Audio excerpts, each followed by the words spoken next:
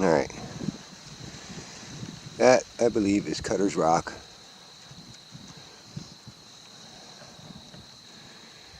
And then I'm gonna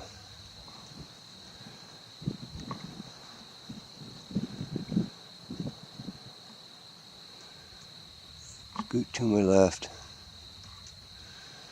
That's Billy Steele.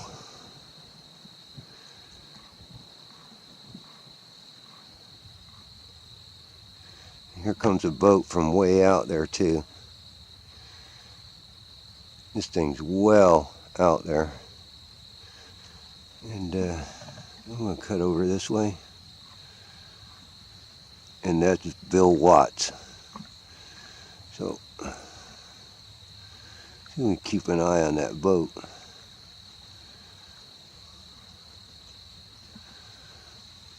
Let's see if we can follow him.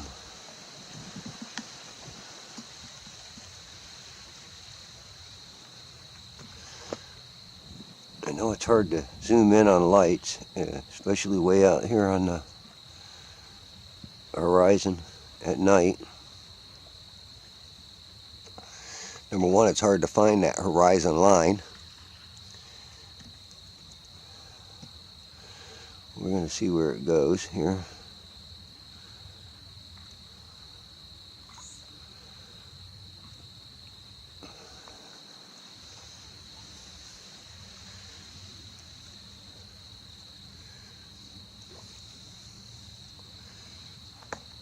Maybe we can get them together.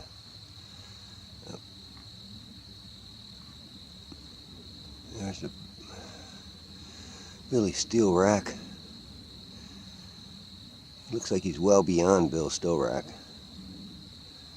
or Billy Steele rack. And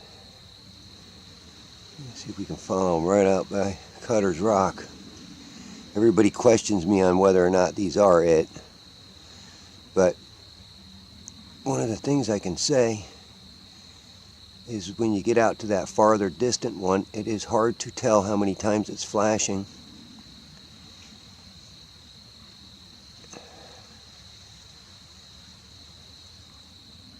And I'll tell you why. Because it's so far out there, I can't get a really good focus on it.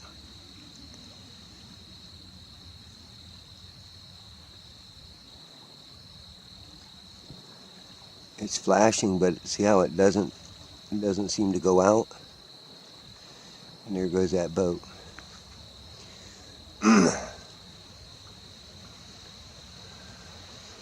What I'm going to do is time lapse, zoomed out to these bird racks. I'm going to try to just catch Billy Steele and Cutter's Rock this time around. Okay, so let me just zoom back here a little bit.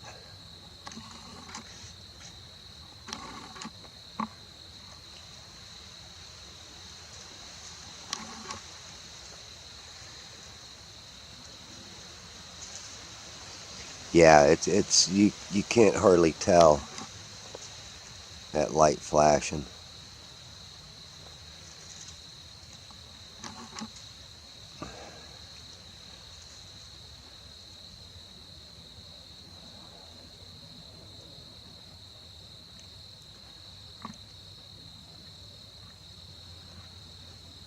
And probably when I put on a time lapse, it'll change. Let's see, you know, people question me about that Cutter's Rock. If you look, you can see it flash, and it's some quick flashes. So is it flashing 6 times?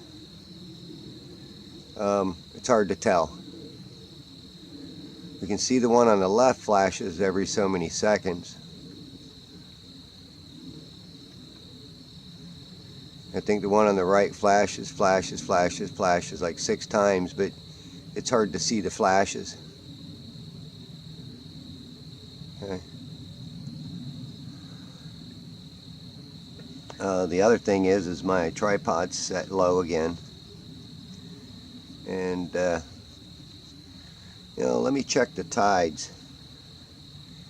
Maybe, just maybe, I can get it closer to the water, or maybe I can even let's see, Bayport tides. It's still coming in. Well, it's a high one. It's 2.29 right now. So yeah, it's still coming in. I don't want to get too close to the water and have it come up on my tripod. Plus I'd have to reset everything again. What I'd really like to do is just do a long time lapse with it being dark like this. But the other thing I wanted to do was get down real low with the water with my camera and see if I can't pick up all 3 of these again with my cell phone. Okay, this is 6 seconds of a 25-minute time lapse. I cut it short. And then what I did was I took that same 25-minute time lapse, I enhanced it a little bit, and slowed it down by 10 times, just so you could get a better perspective of what it's showing. And this is Cutter's rock and Billy Steele's rock. And I'm at my favorite spot in Bayport, over by the boardwalk area. Again, what I did was I also took this and I slowed it down again. Not sure, hang on. I slowed this part down another 25 times. So it slowed down quite a bit. And the whole purpose of it is so you could see these 2 racks visibly showing, flashing. Now, you know, I get questioned about the one on the right, like I said before, as being Cutter's rock. Well, there's no other rocks out there or beacon lights out there other than the ones that are on my navigation maps. And if I'm picking up another beacon light that's in this general area, then it's even much farther than I'm claiming. So the one on the right is 11 miles from me. The one on the left is, I believe it was 7 miles. I thought it was 5, but I think it's 7. So, you know, as you watch these boats go by, just kind of gives you a little perspective of, you know, how the camera's picking up half the light that's being reflected off the water near that boat, and then the light that's being emitted from the boat. These are probably shrimp boats, and they light the whole back of their boats up. So, you know, it lights up the whole boat pretty much. And you see how it gets farther away, and the light dims out and diminishes. And also what I did too is while I was out here, I had to have a lot of patience, because you know, you're sitting there waiting for time lapses to go by. It's dark. I'm out there in this park by myself.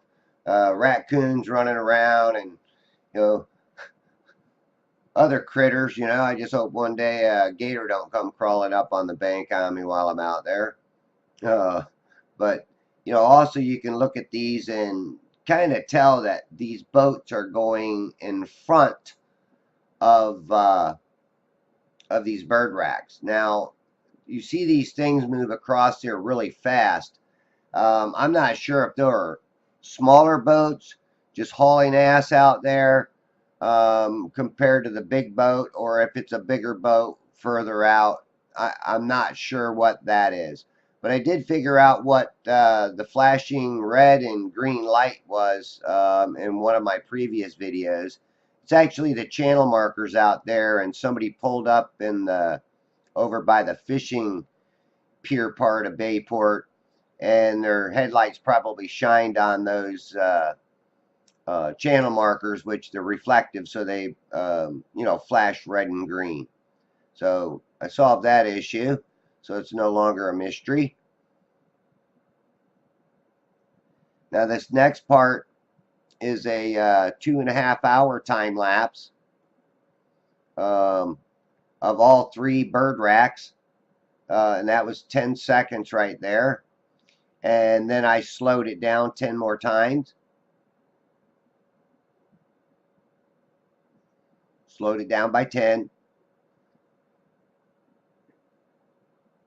And you can see these boats quite a ways out there moving across the water. And the boat to the left that's going right there, it's going probably toward Arapika area. I know it's not going up into, here comes another fast one. I know it's not going up into Hernando Beach. Now that one might have went into Hernando Beach, but that other one was definitely not coming from Hernando Beach. It was going well past Hernando Beach. There's another fast one going by. Again, I'm not sure. Of course, these are time lapses, so they're going to look like they're zinging by. But, the brighter lit up boats are usually shrimp boats. So I'm thinking that these other boats, which I could not see, are smaller, much faster boats, cruising along out there. Usually they set a lot lower in the water, so you're going to get that low perspective. But even this boat right here, you can tell he turns, the one on the left, and here comes another one on the left. And here I slowed it down, I do believe another 25 times. I was going to make it 10 times, but it was really, really slow. This gives you a better chance to look at all the lights out there. You see the 3 lights that appear to stay on all the time. Those are the Bill Watts, starting from left to right. That's Bill Watts, Billy Steele, and then Cutter's Rock out there. Now these are unmistakable, and I know what I'm looking at. So again,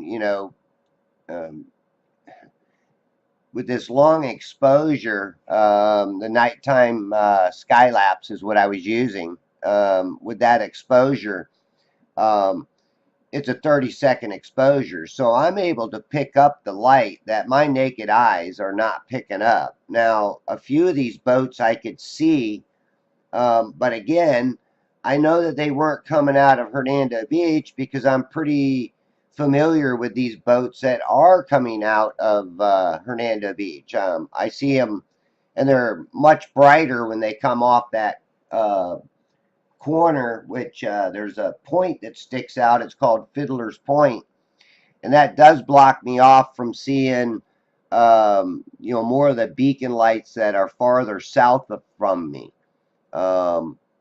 What I'm going to try to do one night, if it's possible, and there you go, there's somebody's lights hitting those channel markers. They got reflectors on them too. But what I like to try to do is get over to Pine Island, which I don't know if there's anything that would block that out. I know that there's some land in between there, which I think would block me out from seeing further south too. But I am going to try to go over there and take a view and see if it is possible that I could film from there and maybe catch some of the other beacon lights further south. But again, you know, you watching these boats go by, like I said, there a lot of them I did not even see.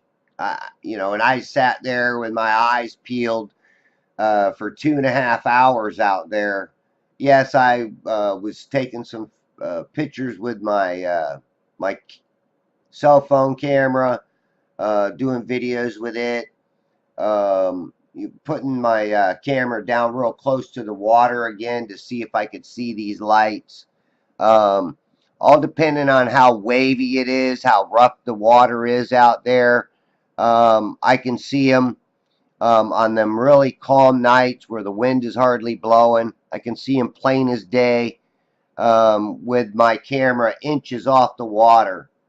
Other days, um, even standing up on the shore and getting even up on um, close to that boardwalk, which is giving me a couple extra feet height advantage, I still could not see these lights out there with my naked eye.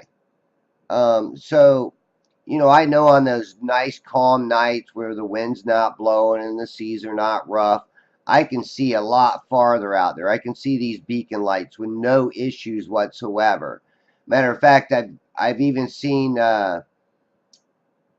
boats that were a lot further out there than I ever did with my naked eye on these very nice calm nights. Also, another good night to be filming is when there's a no moon.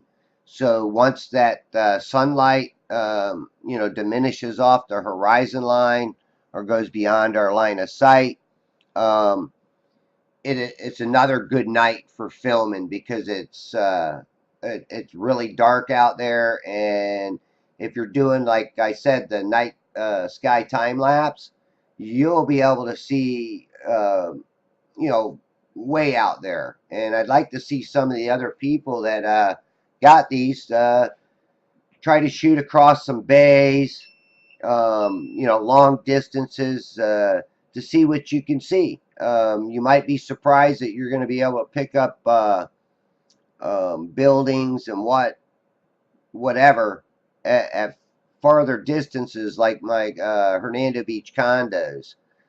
Being able to see those at 10 miles away, even with my camera, you know, like at about 3 feet, I believe that's what I figured it at that night, was about 3 feet. I was able to see it. So that's another one that I want to do, is I want to go out there and I want to do a nighttime sky lapse um, of those condos, and hopefully I can pick up like this water, like in these, and be able to show that landmass that sticks up in front of it is blocking out some of the lower portions of the building. The whole trick of the thing is getting a good focus. That is the trick. So you do have a manual focus on that nighttime sky lapse, or you got an infinity. I like using the infinity, but like I said, when you're using that, you got to click the picture button in order to focus it. And then once you get a good focus, use a time delay also when you hit your record button, that it gives it 10 seconds so you're not all shaky too. It gives a chance for the camera to settle down. Now you can see all these boats that are moving out there compared to the lights that are constantly on. Now I'm going to switch my camera over, do a 10-minute time lapse of the Bayport and the North Rock. Okay, the one on the right is the North Rock, which is strange because it looks brighter, but that's because I think it's lower to the water and it's getting more light. Um, in other words, it's almost like a double flash, or where you got a flashlight real close to the water to actually reflect up and make a lot more light. Um, and you know, anybody could do that, just that little experiment where, you know, you got somebody standing across from you and you get it on the perfect angle or that right angle, and your flashlight you know, blend in with its own reflection and create even more light coming at you. So that's another way of looking at it, and that's why some of these lights look brighter even though they're farther away. So you can see these flashing too. I have no doubt that these beacon lights that I'm claiming they are the beacon lights that I claim. And again, anybody that wants to dispute that, go ahead and go buy yourself some navigation lights from right where I'm at, my location, and you can check for yourself to see if I'm right. I will get some compass readings for you next time I do this. So from here on, so long. Have a good night.